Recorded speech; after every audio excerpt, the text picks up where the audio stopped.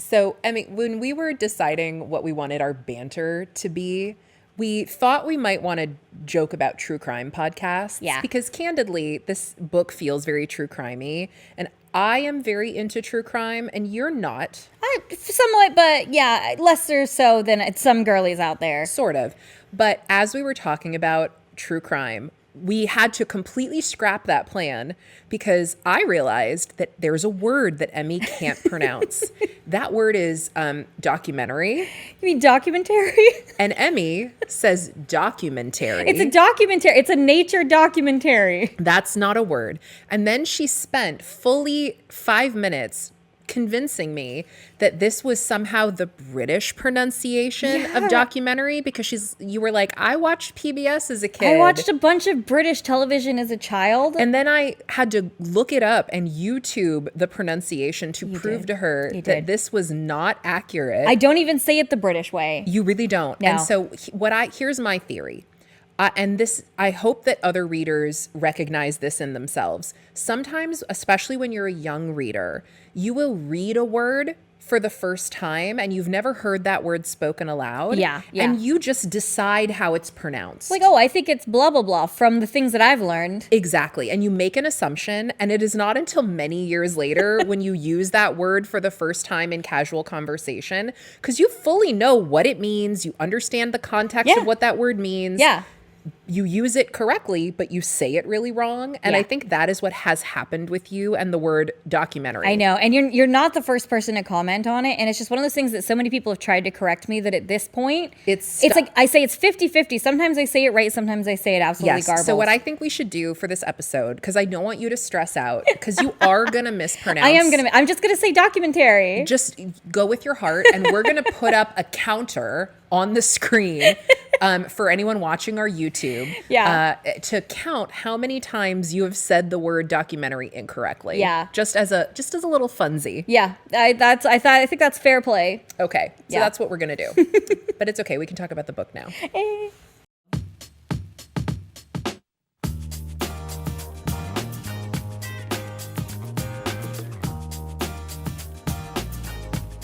My name is Emmy. And my name is Megan. And this is Smut in Public. Smut in Public. Smut in Public, where we bring you only the darkest of smut. Only the stalkeriest and creepiest of smut. Only the creepiest of smut. Yeah, and today's book is Lights Out by Navessa Allen. Yes, I got that correct. Okay. You sure did. I know what episode we're doing. Do you need a pillow under there? Give me a lift. Thank you. Perfect. So many pillows on this couch.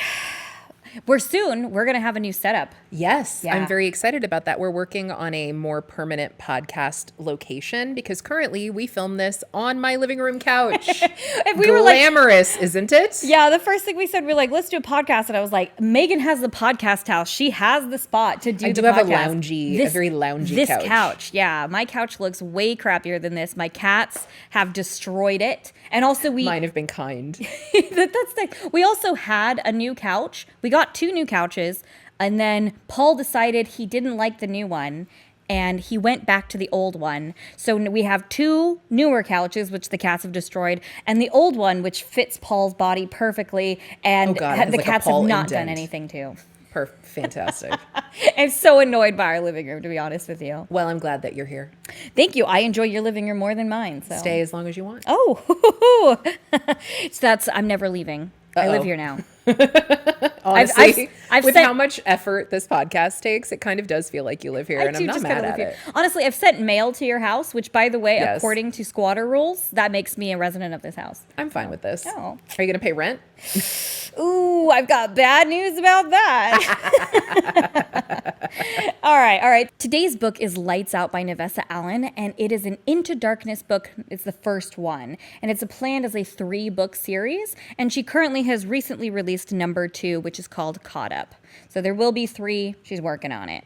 This is from 2024, so very recent. The year of our Lord, 2024. It was published in the year of our Lord. 2024. 2024. Yes. And it is 416 pages, so a little chunky, but not too bad. Yeah. The plot for this book is... This is a dark romance that explores the relationship between a trauma nurse named Allie and a masked stranger that she thirsts after online. Josh, who posts as the Faceless Man, is a morally gray MMC with a troubled past who struggles with trust and control. Their relationship is unconventional, and its strength is tested when someone else with much darker intentions than Josh also invades Allie's life. The vibe check for Lights Out. Lights Out is our first dark romance, our first contemporary non-monster romance, and our first completely human penis on this podcast. It's even the right color. It's not green. I mean, it's still big, but it's not green or blue or anything. Very vaguely normal size. There's no weird protrusions. There's no horns. It doesn't have a spur. I mean, this is real It weird probably for us. points in a normal direction. It's got no S curves in it. Sure. But it's still connected to a pretty kinky guy. So Yeah, we love that. Lights Out is like if a crime thriller had a baby with a mafia romance. The second half of this book feels like a different story than the first half, but I did enjoy both halves. I am not qualified to gauge since this is my first dark romance book, but it didn't feel that dark to me. Like if you enjoyed Dexter, this book isn't much darker than an episode of that. Yeah, it's my first dark romance also, but I will say thank goodness that it's an alternating POV book. Yeah. Because I think seeing inside the MMC's head makes this story a lot less scary. Having read a ton of monster romance, this also emotionally feels like almost a fated mate story. Yeah. Like both Allie and Josh have a lot of past trauma. They're both kind of broken, fucked up people, and they fit together like puzzle pieces, like really sweetly. Yeah, they fall together. And it's like they're enmeshed very quickly. And so I think that's why it felt familiar to me, even though I haven't really done a dark romance before. Mm-hmm. Tags for Lights Out. The author gives her own trigger warnings list, which we do appreciate. So the tags are stalking, home invasion, childhood trauma, death, kinky sex with masks, weapons, breath, gun, fear, and primal play. All of those play.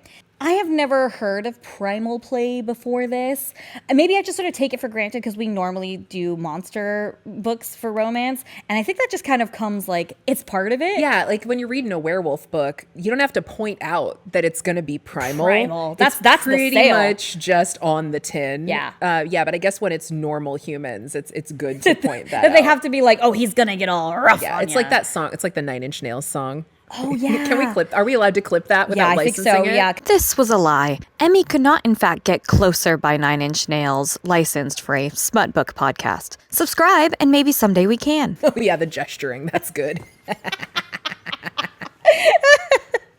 I love that song. I remember blushing the first time I heard that song. I was like, oh dang. I found that CD in my dad's collection, and I didn't understand. It's okay. I was too young to get it. Oh my God. All right. The rainbow rating for Lights Out is a 1. There's nothing queer about this book at all, but no gays were harmed in the making of this book. Yeah, there is no bury your gay issue. Yeah. With this one. And the spice rating, it is a solid 4.5 for me. I bookmarked a couple of these scenes actually to go back and reference for later. We get a good build of sexual tension, but without it taking too long. And the payoff for their intimacy feels really earned. Absolutely. The spice in this book is consistent. It was really enjoyable for me. And I think we get a lot of good scenes, both when Josh still has the mask on and then later on once the whole mask thing is revealed. Yeah. So we get a nice mix. There's a good mixture of them. And there's a delightful end scene, of course, as always. Yeah, for sure. A primal play scene at the Primal end. play scene. All right, so from here on out, there is going to be spoilers for Lights Out. One of the great privileges we've had since launching Smut in Public has been meeting authors and fellow creators who share our love of spicy romance. We find new book besties every day, and supporting their work helps us all build a community together. Our new book bestie, Ari, runs the Spicy Romance Book Club. It's an online apparel brand with cozy fits, perfect to wear as you curl up with the next book on your TBR list. The Spicy Romance Book Club is a small, female, POC-led business, and Smut in Public listeners can enjoy 15% off their entire store order with promo code SMUTINPUBLIC. Find your next book bestie by wearing your love of spicy romance literally on your sleeve. Right, good girl? Megan, you're making me blush. Save it for the episode. Okay, fine. Visit thespicyromancebookclub.com and use promo code SMUTINPUBLIC for 15% off your entire order. See you at the bookstore. Lights out, let us get into it. Our FMC is Allie, a nurse, aka a saint. I work in healthcare. You're never going to hear me badmouth a nurse. They go through so much crap. They are the best people in the world. Yeah. And she's not just a nurse, she's a trauma nurse. Oh, yeah. She is in one of the worst nursing jobs that I can imagine. And she still has like empathy and stuff. For sure. Yeah. And she's in a really high traffic, like emergency department, and she's seeing the worst of the worst. Yeah. Then they see the same amount of like daily trauma that frontline soldiers do, and they get, burnout and PTSD. Have you seen The Pit? No. Oh my gosh. Okay. So this is sort of a new ER show. It focuses on an emergency room in Pittsburgh, thus The Pit. Oh, okay. And each episode is 1 hour of a single shift that these poor people have to do. And I think because I watched that so recently, I immediately understood Allie and had just a really clear image of her resiliency and like her grit, and that landed really well for me. Yeah. And I was trying to picture what I thought Allie would look like, and like I was sort of shopping the characters of The Pit to decide if I thought which Allie, one which Allie one was Allie, Uh-huh. and then I kind of started thinking about Florence Pugh as sort of an Allie type of character, and that made me wonder. And I'm curious for our listeners as well. Yeah. When you're reading a romance novel, are you picturing like an actor or an actress? Are you picturing a fictional person you've made up in your head? Like, what do you picture when you read books like this? So I sort of do. Sometimes I pick celebrities. Like for this one specifically, I chose Emma Corrin from Nosferatu. She's the blonde one. Okay. Yeah, she's sort of like a new person on the scene. And I could also imagine the exact fig scrubs that she was wearing for half of this book. But I do specifically, I actually have kind of a weird thing about this. I'm okay with picturing a celebrity for the drama parts, but I switched to sort of a ambiguous person for the sexy parts because I just don't feel like it's fair to kind of sexualize, celebrities that way because they're real people. You and I have different opinions on this. I know. I'm okay. a weird one about this. But yeah, what do you guys do? Yeah, get in the comments. Get in the comments. Tell us. All right. Allie works super long hours and has trouble disconnecting, so she doesn't have a family and her only friends are other nurses. Her romantic life is a joke. She can barely make it home from the hospital to sleep, let alone go on a date. When she's doom scrolling in the middle of the night, she likes to bring up thirst traps posted by the Faceless Man. He posts himself shirtless in a bedroom wearing like a 3D printed mask, and he's covered in blood and holding a knife. And, it's a specific kind of kink. He is stunning, of course. Muscles for days, and he's all tattooed with full sleeves like down to his hands. So it's your type if you're into an edgier look, which I can appreciate. I'm into it. I'd like a tattooed guy. Yeah. I think I'm maybe more into tattoos than you are. I think so. I mean, if you look at my dating history, nobody's got tattoos, but I'd be okay with it. Yeah. It depends on if they're good or not. That's my problem. Oh no, you can't be judgy about other people's tattoos. I understand. Tiny bit. I understand. Tiny bit. You're an artist. I am an artist. I mean, at least I would at least be like, what's going on with the tattoo? Tell me about it. Tell me why first. this is important to you. Yeah, but the author, she never actually gives us a complete description of what his tattoos are. No, she leaves it nebulous, which I think is fine. She's like, fill it in with your own tattoos. Yeah, paint by number. One night, Allie is looking for a distraction and hopes someone will indulge her masked man fantasy. She sends a "you up" text to her occasional booty called Tyler, along with a screenshot from the Faceless Man's page, and it's like, let's bang, BYOM, bring your own mask. I love that. And Tyler reminds her that she has ghosted him for 2 months. Oops. He's moved on and he declines, but his roommate Josh has been next to him during this whole exchange, so Josh is getting the play-by-play, and Tyler ends up showing Josh the screenshot, and he's all like, y'all, okay, look at this, and Josh is like, oh shit, that's me. He goes, oops.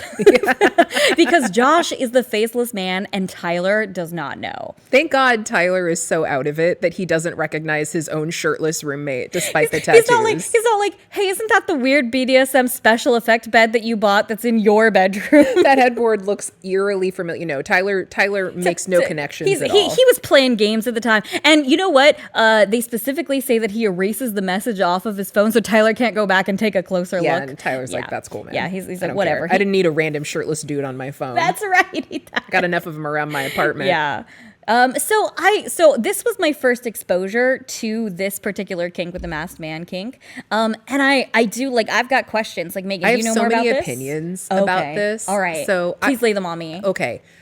Maybe I'm philosophizing too much, but for me, I think for the FMC, for Allie in Lights Out, I think the masked man fantasy does a few things for her. And for me, it all starts with wanting a no effort hot guy. Oh, yeah. And I deeply understand that as a person who has a fairly high stress day job, which I'm not comparing myself to nursing for the record, because as a nurse, she makes life and death decisions all day, every day. And frankly, she is exhausted. Yes. And so I think she wants someone who's going to show up and give her a break and give her an orgasm so great she forgets who she is for a while. I mean, Sign who me up doesn't for want one of that? those, please. Yeah, sign me up, Yeah. right? Put me on the wait list for that. And I think the anonymity gives her that ability to relax because she doesn't have to take care of this partner. She doesn't even know who they are. Right. Right. If she wanted to. So she can just be in 100% a receptive position for what they are giving to her. And that is like total freedom from having to make decisions and having to caretake for other people. Yeah. And then conversely, I think for the MMC and Lights Out, for Josh, that anonymity is helping him distance himself from his past. We're going to get into this more about who Josh's father is, but his dad is notorious and in a bad way. And he is so scared that he might be associated with his dad or share qualities with his dad that his mask, I think, kind of helps him keep his past farther away from him. Yeah. So because nobody can recognize him. Yeah, he can't and be seen. No one can make that association. And I think also Josh really struggles with feeling safe in his life because of how horrific his relationship with his dad was. And he wants to feel like nobody can hurt him. And I think when he's wearing the mask, he feels safer because of that anonymity. But it's interesting. He's still a person and he craves connection with other people, but he's only able to reach for that connection from behind these defenses, right? Sort of from behind his mask. So even though a lot of his behavior comes off as invasive, for him, it's really protectiveness because he wants to keep him and everyone that he cares about sort of safe behind that wall. Yeah. Yeah, and I think for Josh, it's that his face is the problem, so he covers it. And that for Allie, she spends all of her time trying to help other people, so she just needs someone to take care of her. To take care of her. Yeah, so these two, it's those two puzzle pieces just falling together. They fit so nicely together. Yeah. They're honestly, true love is finding someone whose trauma complements your trauma. This is why trauma bond. No, not trauma bonding. No, I mean, kind of. Thankfully, they're not going through the trauma right now. True, but afterwards, they've done some of their work and they're working it out together. Yeah. And I love that for them. All right, back to the story of Lights Out. Allie has left a strong impression on Josh when they met through Tyler, and his mind starts running wild, like knowing she's got a mask fantasy and is thinking about him. And even if she doesn't know it. Yeah, even if she doesn't know it. Yeah. And that kicks this like whole thing off. As much as Allie feels like a grounded, realistic character, Josh is, I think, like 100% just wish fulfillment fantasy man. Like physically, he's perfect. He's a genius hacker, and he has a skill set that he works in high-end cybersecurity from home. So he's financially well off, and he has a bunch of extra time so that he can stalk Allie from home. We know that that's what people do when they work from home. Yeah. They're just going to the grocery store, stalking their girlfriend. On one hand, I'm in a Zoom, and on my other channel, I'm watching my girlfriend at work. Whoa. Yeah, too much time on it. I'd say he should get a hobby, but he should have to return to office 2 days a week. At least 2 days a week. I'm gonna get roasted. Nobody should have to do that. Yeah, I think I'd say tell him to get a hobby, but I think his hobby is Allie. Yeah, his hobby is 100% Allie. Yeah. Josh does have a super tragic backstory. His father is the Ken doll serial killer, which is fictitious. I did have to look that up. And some of the stories that come out about his childhood living with this man are so chilling. Like true crime documentary. Nope. Good try. Like a true crime documentary. There you go. Hey. So, okay, yes, like a true crime documentary. Yeah. Josh's history has really paralyzed him socially. and he's completely withdrawn from the world, and he's terrified to meet anybody new because his father's crimes are so notorious, and Josh looks physically enough like his father that people make that connection automatically. And I genuinely can't imagine how upsetting it would be to be in the grocery store or in a coffee shop having a nice day and have someone come up to you and go, oh my God, you know, you look like that serial killer who killed all those people. Yeah, you look just like Ted Bundy. Horrifying, Yeah. right? Like genuinely so upsetting. And it's bad enough that Tyler, who of course is Josh's roommate, Yeah, he knows all about it. best friend, he knows all about it.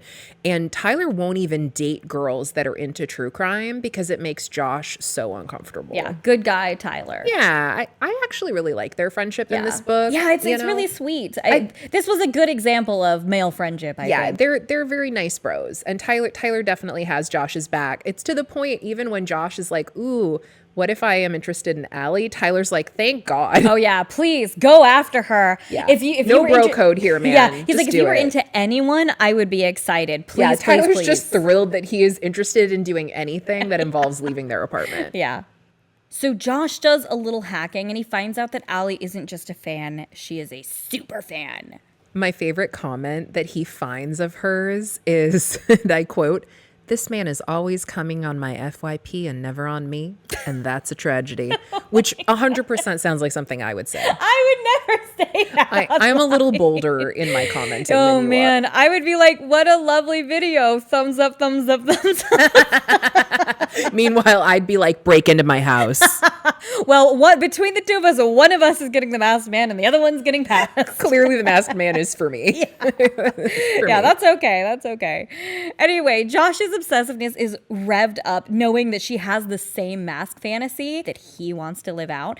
So Josh decides to get her number from Tyler and admit that he's the faceless man and like take her out on a nice coffee date. No, that is definitely not. No, I'm kidding. He breaks into her house, records a thirst trap in her bedroom, and leaves his mask on her bed. You know, like a normal guy. The absolute only option he had, clearly. He was like, this is how you talk to girls, right? Correct. Yeah. So this is the point where you have to decide if dark romance is for you or not. Because, of course, this is scary creeper behavior. And Josh comments it onto himself like a lot. Constantly. Yeah, while he's doing it. Yeah. I personally, my opinion only, I think the author does a good job of making Josh a redeemable creeper. But listener, that is a decision you have to make for yourself. That is between you and your deity of choice. Correct. That's between you and your Kindle and the Lord that you worship. And we will not judge you either way. Right. I like if you had only heard this book from Allie's perspective, this would not be in dark romance. This it would be a in the horror section. true crime documentary.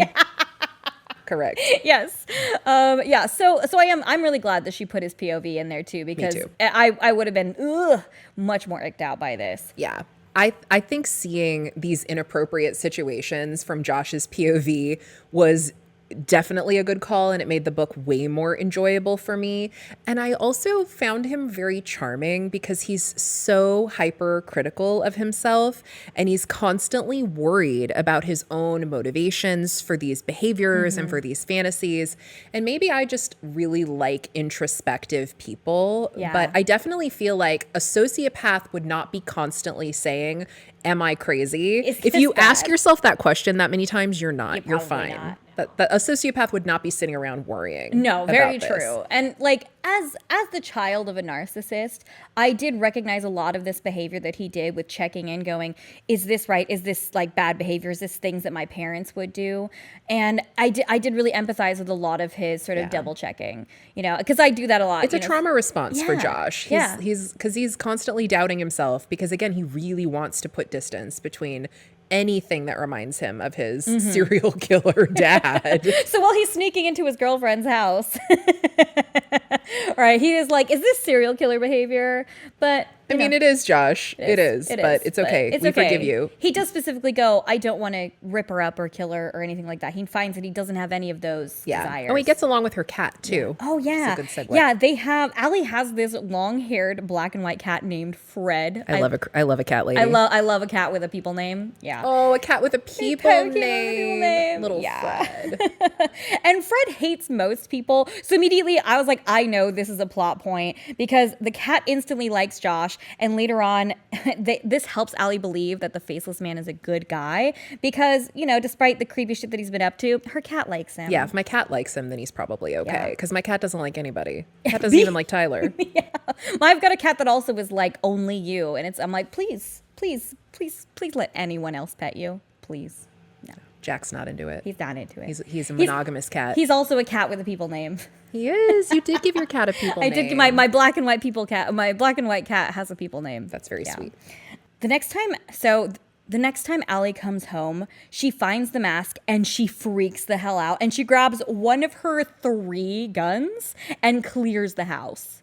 I was like, okay, Allie, I see you. I Not the honestly one. loved that Allie had guns. I thought it made a lot of sense. No, for her job, the people that she deals with, no, 100%. Right. She is an attractive single woman living alone, and she deals with the public on a regular basis, Yeah, you need a gun for including that. creepy patients that, maybe try to invade her personal life. It made so much sense to me that she understood how to use firearms. Oh yeah, no, that was very believable. Yeah. So Josh put a hidden camera in her bedroom and also hacked her laptop. So he's watching the whole thing and he correctly starts to think, oh shit, I think I fucked up. She is way more scared than I was hoping that she would be. I hope she was going to find this sexy. I thought this would be titillating, and it turns out it's just disturbing. It's just terrifying. And so so she DMs the faceless man and she calls him out. Rightly so. Yeah. And Allie and the faceless man, they play like cat and mouse for a little while, corresponding via like sassy DMs. And Allie has every opportunity to call the cops or tell him to stop stalking her. And she doesn't. And Josh definitely takes notice of that. He hacks into her work security system, and between the ones in her house and these, he watches her all the time. He does, however, draw the line at watching her masturbate, so I'm glad he does have a line. Yeah, good choice, Josh. Yeah. Correct place to draw a line if you He were was like- going to draw one. He was like, oh, everything, but not that. Yeah, All right, I'll fair. take it. A few days later, there's a mass shooting event and Allie's ER receives most of the victims. Josh is watching her at the hospital cameras and knows that she is bone tired when it's time to finally go home. So his overprotectiveness kicks in and he, of course, orders her an Uber to take her home. Nah, I'm kidding. He breaks into her car, offers her homemade snacks, and hands her a knife and a gun to hold on him so that she feels better while he drives her home in her own car, all while he's still wearing a mask. And he has to pantomime this entire plan because he doesn't have a voice modulator and he can't let her hear his voice. So he's just like signing. Incredible. Snack. Yeah, he's like typing on his cell phone and showing her I'll the say, message. I take you home. It's comical. It was ridiculous. It was honestly hilarious and delightful. And their bickering in this whole scene felt a lot like foreplay to me. And in my notes, yeah. I was like, ooh, this feels... And then it develops into Roadhead. So I'm like, I read that room correctly. Oh, yeah. Initiated by Allie, Oh, yeah. to be clear.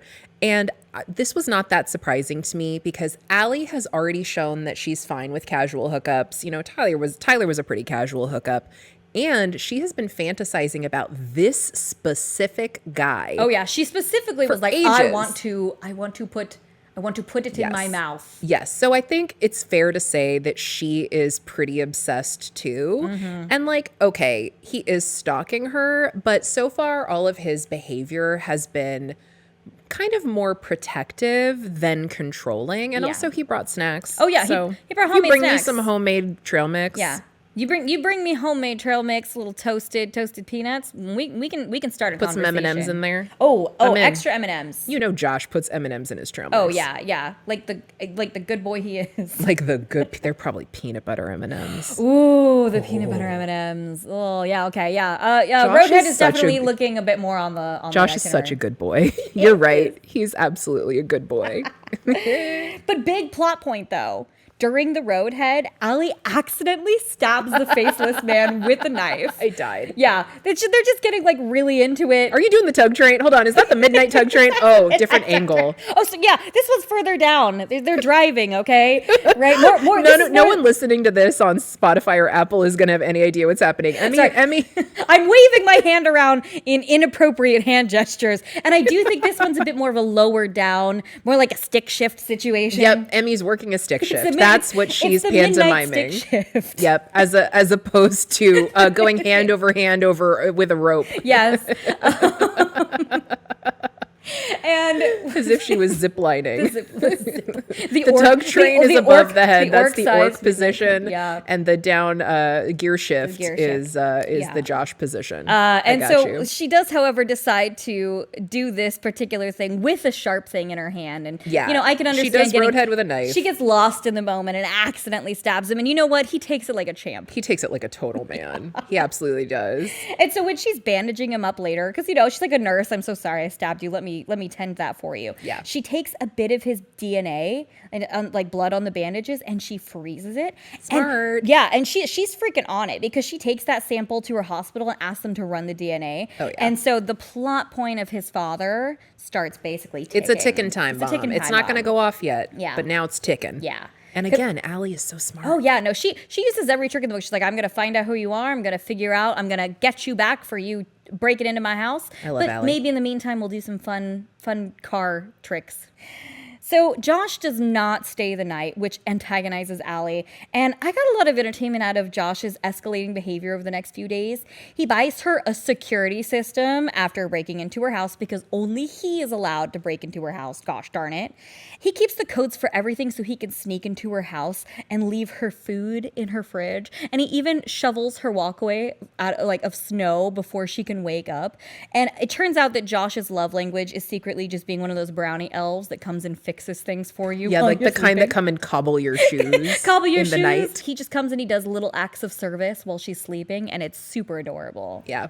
But despite all of that, Allie decides that she's gonna find someone to hack him back.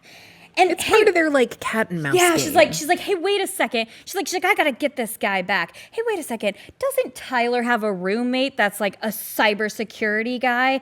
Man, what was his name? Was it Josh? Oh, it was Josh. Hey, Tyler, hook me up with your cybersecurity dude. Yes, exactly. I loved this part because Josh thinks he's so freaking slick, So the slick. whole time, right? He's like, okay, how am I going to get Allie in this apartment and not have her figure out that I'm the faceless man? So he turns down the heat. He makes his apartment freezing so that he has a reason to wear gloves so that he can hide his tattoos, right? And he's wearing long sleeves to hide his tattoos. Also to hide his recent hand job And his injury. recent hand job injury, right?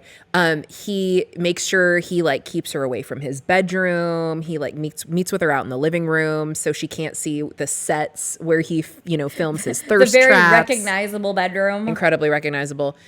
He even sets up an AI chatbot to respond to Allie because he figures if she texts or DMs the faceless man Right. while they're together, if the chatbot responds, it'll throw her off. Oh, it'll prove. He's there, two hands making coffee in the kitchen. Like, I can't possibly answer a text message while I'm making you coffee. 100%. Yeah. And it's very entertaining because at the end of Josh's POV chapter where Allie is at the apartment, he's like patting himself on the back going like, hell yeah, self high five. So I'm smooth. so smooth. And then the next chapter is Allie's POV and the very first sentence is, so Josh is clearly the faceless man.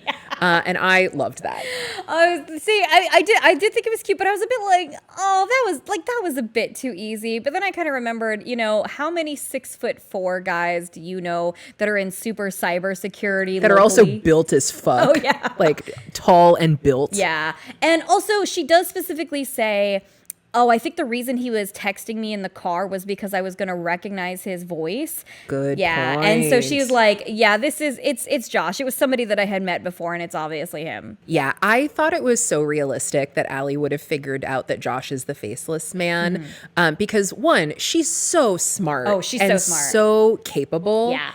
So like, it was very believable to me. And frankly, I'm glad it went down this way because it would have been really annoying to watch a totally competent character missing like clue after and over clue again. after clue, Yeah. while we as the audience already know that the Josh is the faceless man. So I do think narratively it was the right choice to kind of let her figure it out. Right. Even though it doesn't get revealed until later, it's perfectly fine that she starts operating under She's the like, working "This is theory Josh." Yeah. that the faceless man and Josh are the Yeah. same person. And there are types of books where the who is it is the plot. And that's not just really this the one. point of this book. No. Yeah, it's fun flavor, but I'm glad that they resolve it. Yeah. By the midway point of Lights Out, Allie and the Faceless Man are in a good place, even though Josh hasn't revealed his identity yet. So, of course, things have to go spectacularly off the rails. Allie has another very bad day at work. And a known rapist named Bradley Bloom comes into the ER, and Allie volunteers to deal with him. And he is from a rich family. We are talking billionaire status. And this guy is the biggest piece of shit of all time. He's like smarmy at first, and he's like spinning like a woe is me because like a false accusation story, and he's trying to get all this personal information about Allie while he's treating her. So creepy. Oh, he gave the ick real fast, real quick. Immediate ick. Yeah. And as if dealing with this piece of shit wasn't bad enough, she helps a car accident victim who reminds her too much of her mother, who also died in a horrific car accident while Allie was in the vehicle. Very tragic backstory. Yeah. And so obviously it's very triggering for her. The faceless man comes over to comfort her while he's wearing his ski mask this time and not the whole plastic getup. And he's just doing a Batman voice with no modulator. I am vengeance. I am the night. I am the faceless man. Sorry, we're back to being a Weird Noises podcast. Allie, do you want more M&Ms in your trail mix? Even Allie can't take the Batman voice seriously in the scene. And like, plus, what are you doing? they do have like a spicy scene Yeah. at this point, and he keeps losing the voice because Yeah, he keeps can't going keep in it and out. going. He's like, oh, that's great. Oh, yes, Allie. Yeah, yeah. She was just like, okay, all right. We know who it is at this point. Yes, 100%. This is the point where Allie goes, "It's Josh." Yeah. It's Josh. And this was an amazing spicy was so scene. I good. really liked this one. And it becomes like so raw and unfiltered Yeah. because after she climaxes, Allie starts crying. And like maybe like I'm a weepy bitch, but like I felt that in my bones. It was very cathartic. Yeah, it was like a release orgasm. Yes, such a horrible effing day. Yeah. Ugh. And she just poor gets to come Allie. home and, hang out with the modulated masked man. With not Batman. I'm definitely not Josh. Stop asking. So this time, Josh spends the night, ski mask and all, and now we come to the twist. In the middle of the night, someone else breaks into Allie's house. Son of a bitch. Only I'm allowed to Get do this that. house. Get your own house. Get your to break own it house to into. break into, motherfucker. Yeah. And now this is tense, but they have it covered, okay? Because remember, Josh has locks and cameras all over Allie's place, and Allie has those 3 guns, so they are far from defenseless. They got an extra gun. Wait, there's a gun for Josh, for Allie, and for Fred. And for Fred, even Fred the gets cat, his own little the cat gun. Just holding Yay! a little gun. So good.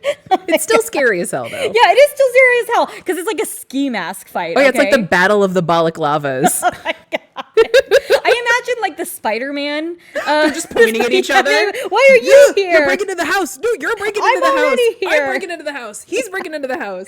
Yeah, it Delightful. was a delightful scene. They're like, wait a second. But Josh manages to subdue the perp, and when they unmask him, it is the billionaire rapist, Bradley Bloom. It's like the Scooby the Squad. Scooby. Who could it And be? I would have gotten away with it too if it weren't for you, Batman. and your stupid gun-wielding cat. Just Josh and Fred doing crimes. Oh, he would love that. Oh my God, he that'd be loves that cat so much. Let's turn that into a comic. We need a comic adaptation of Lights Out, Out. where Fred and Josh just go around and do crimes for the mob. Yes. Which is part of the second half of this book. Yeah, sorry, spoiler. There's mob shit coming up. We're Oh, we already getting there. said that. Yeah. We're getting there very quickly. Right. But anyway, so Brad, he brought a freaking kill kit, and This it was fucking real guy. obvious that graping was just going to be his like opener on Allie. Blah. Which to me is like, this guy's done this before. Oh, yeah. This you don't have an organized kill kit for murder number 1. Yeah, no. Yeah. This is some deluxe kill kit. Yeah, this man is experienced. And because he's so rich, I think it's clear he's been like getting away with these crimes for quite a while. So at this point in Lights Out, we depart dark romance and we careen full speed into true crime novel. Right turn. Josh and Allie, and again, Josh is still masked at this point, know that this guy has enough resources to keep getting away with these crimes. Just basically pay to get away with this shit. Correct. And so they just sort of look at each other and go, this motherfucker has to die. Yeah. Bradley Bloom, he gotta go. Like Goodbye Earl from the Dixie Chicks. Oh, man. Because Bradley's gotta die. Yes. Down, down, down, down. Anyway, fun times. So the question then becomes, how do we do this? Because neither one of them is a master criminal, although Josh is at least not a murdery kind of master criminal. He knows a lot about, that kind of thing. And he's sort of specifically he's a cyber criminal. Yeah, he's like, I specifically tried to stay away from this type of crime. Exactly. So he doesn't have murder and disposing of bodies in his repertoire. So they come up with a terrible plan. They decide to pack Bradley up and put him in the trunk. And then they're going to take him to the doorstep of a family member of his last grape victim. Yeah. And just sort of hope that guy is angry enough to kill Bradley. They did specifically say that, like, they were Marines, and the reason Bradley was in the hospital was because they attacked him. So I think they were sort of like, it was like a brother punched him. Yes, and that. It's not a great plan. There's no guarantee that just because someone was angry enough to throw a punch means they're angry enough to commit a murder. And then, this is just them passing the problem on, because then what are they going to do with the body? They're panicking. Yeah, it's the best they got. This proof that they're not master criminals. And they really fuck it up because before they reach their destination, they go to kind of check on Bradley and they realize that Josh accidentally taped over his nose and his mouth and they asphyxiated him in the car and in the he trunk. is dead. Yeah. Oops. My favorite thing to say. Oops. I think they were like, oh, well that was anticlimactic. Shit. Yeah, it's like, okay, rest in hell, Bradley. R.I.P.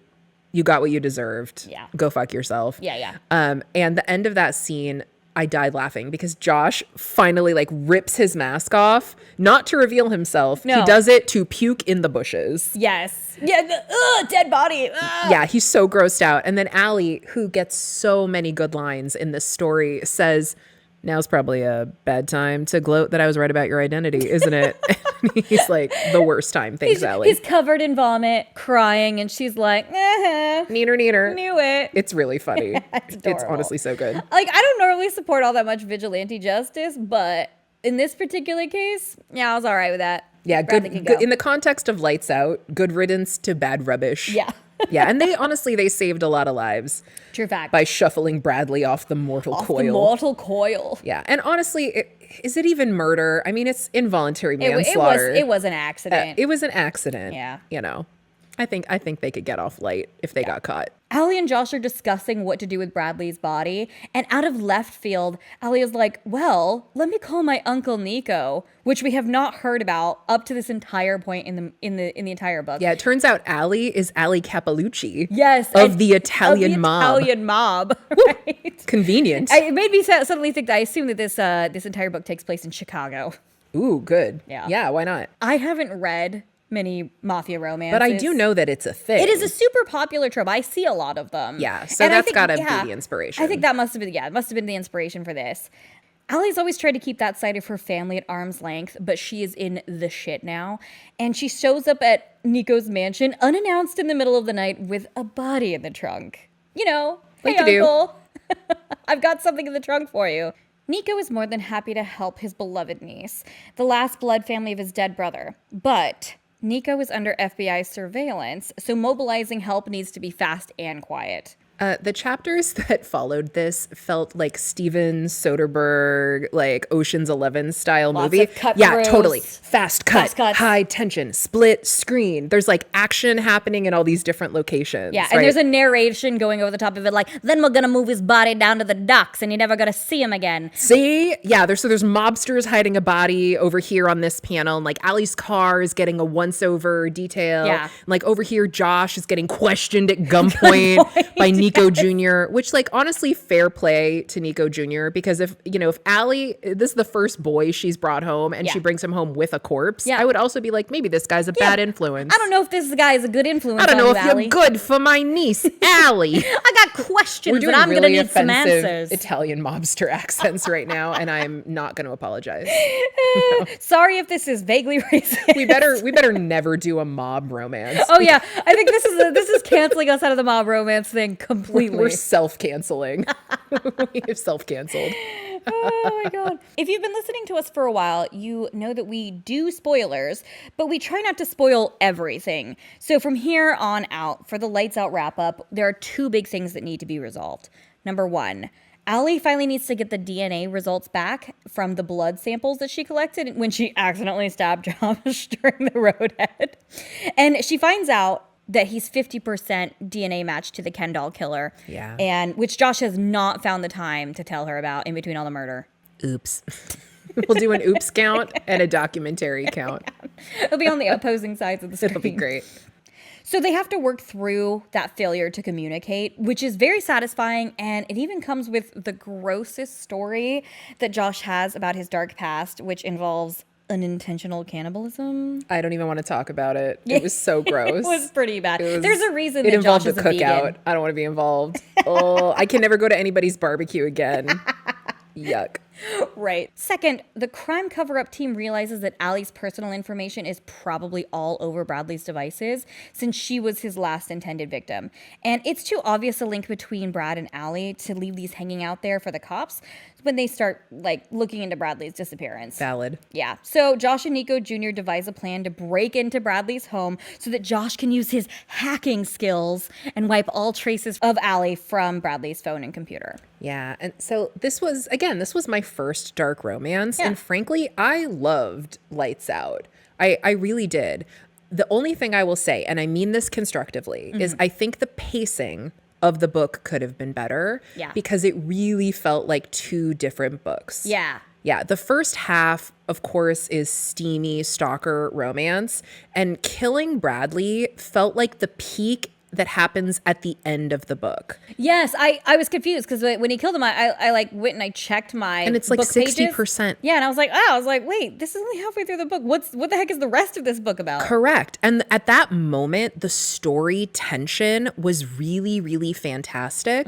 But the resolution took so long that I ran out of adrenaline. Like my adrenal glands were dry. Yeah. So by the time we got to the actual ending of the book, it felt a little flatter than I think it needed to. Sneaking into Bradley's house was not nearly as scary as, say, getting rid of his body. Exactly. It was not near as tense as the body disposal part. And so that whole 40% of the book needed to be shorter. Yeah.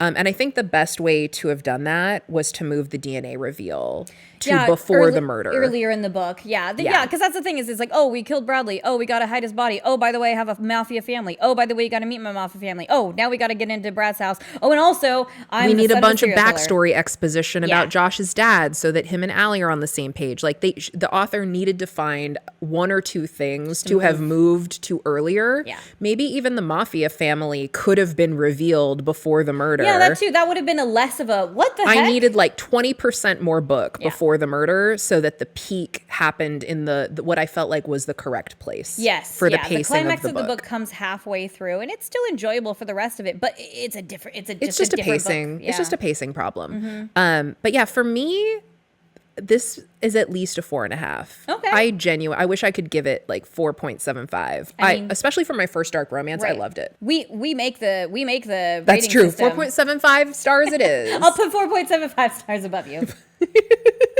Yeah. So for me, 4.5 is where I'm going with. Valid. Because my fives are reserved for books that make me cry. Aw. And as delightful as this was, You did which not. it No, was- there were no cry moments. Yeah, there was no cry moments. It was very delightful, fun to read. It was actiony. Oh yeah, for sure. I did enjoy but the not action. gut wrenching. Yeah, heart wrenching. Just definitely not. It did not punch me in the guts like I. It didn't prefer for hurt my your fives. feelings enough. It really didn't.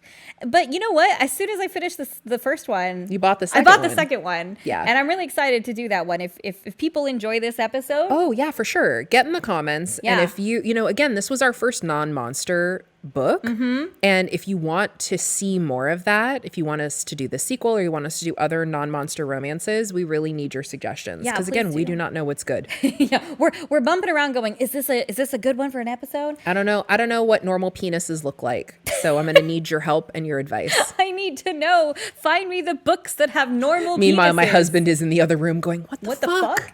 You've seen it? I'm secretly married to an orc. Hey. Yeah, and to me, I was just like, you know what, Caught Up just recently came out, and if people want to hear about it, we'll want to Let us ask know. about it. All right. But in the meantime, we're going to go read some more smut and we're going to report back. True fact. Yeah. All right, thank you so much for joining us for this episode of Smut in Public. Appreciate you. We'll see you next week. Bye.